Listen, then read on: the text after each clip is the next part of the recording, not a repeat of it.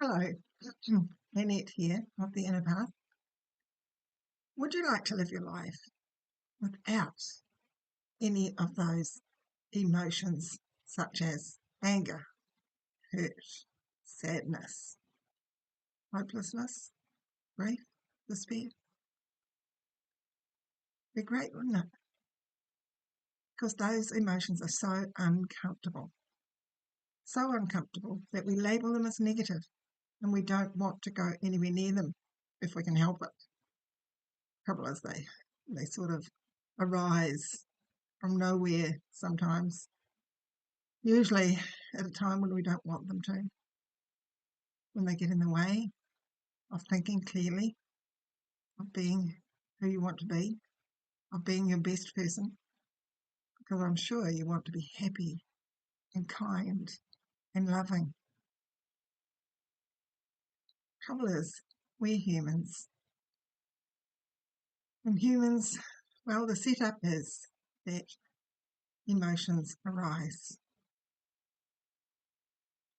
And our Western society in particular has developed some great strategies, which we learned when we were young, to try and avoid those sort of emotions. There are maybe two main strategies. One is that we stuff them down inside. It's not that we do it, actually. We don't do anything to stuff them down.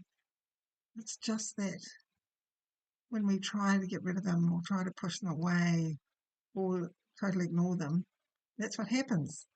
They do get stuffed down inside. How do I know that? It has been my experience, because when I was growing up, emotions were not allowed. Any sort of emotion, really. Stay calm, be a good girl, be happy. Don't get overexcited and don't get angry.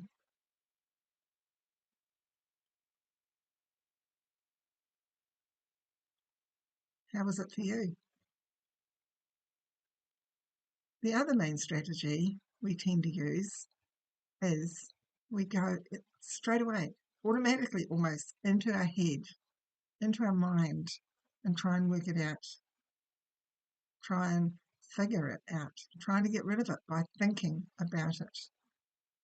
We could think things along the lines of blaming someone else for how we feel. They made me feel angry.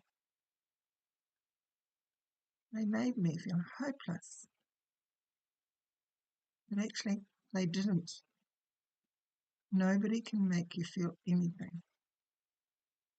And going into your head, trying to figure it out, it doesn't actually work.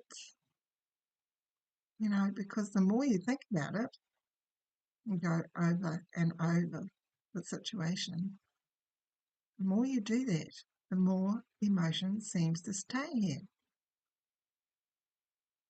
It's quite curious, really. The emotion appears to start that thinking process. But then the more we think about it, the more the emotion is here. In our heads, anyway. Sometimes we think that's where it is. But emotions are felt in the body. So if you want to respect yourself, if you want to live life fully, if you want to be fulfilled, if you want to truly live life with love, then the emotions need to be felt in your body. And it's really interesting. I guess I find it interesting because since I've learned this and experienced feeling emotions in my body, they actually don't stay very long. I can feel anger in my body, and it's when I do feel it and don't think about it, then it doesn't stay very long. It might stay a minute or two, maybe, and then it dissolves. Of course, it quite likely will come up again another time, but that's just what happens in human life. But when I think about the emotion, and it stays for longer. But why didn't we learn this? Why did nobody tell us this when we were young? That we can feel an emotion in our body, even hopelessness or despair, which most of us think are the worst type of emotions. Even when we let ourselves feel hopelessness, helplessness, despair, even self-hatred, we don't stay that long. And I don't know how that works, but that is my experience. So you could try it too. You probably got into hopelessness because you got into going round and round in your head about something that's made you maybe feel worthless, even. Maybe there's been a whole string of things that have happened, comments that you've taken personally, things that you've made mean something about yourself. And then you really do start to feel hopeless and in despair. But try it. Let yourself just feel it in your body. You can ask yourself, where do I feel it most strongly? And go with that. Or you can just let yourself feel it. And even if it just feels like an awful, awful feeling and you don't even know what the name of it is, just let yourself feel it. You don't even actually have to put a name on it for it to dissolve.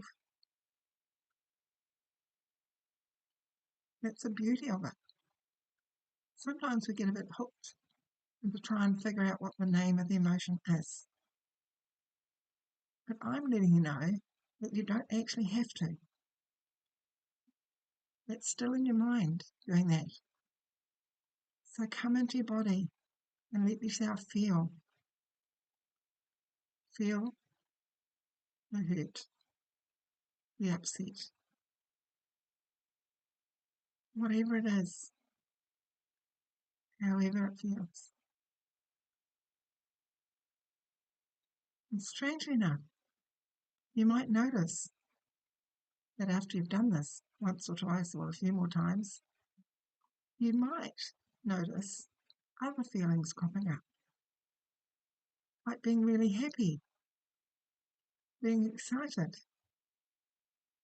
It can feel like your whole world is opening up, expanding, being spacious, so that you can feel any sorts of emotions.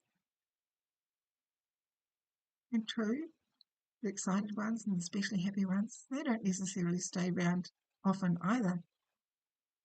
But it is so good to experience them, because then experiencing emotions in either direction, positive or negative, or just emotions that are strong, allows your being to expand,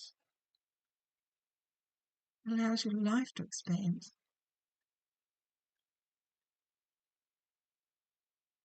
Do try it. Let me know in the comments. I'd love to hear.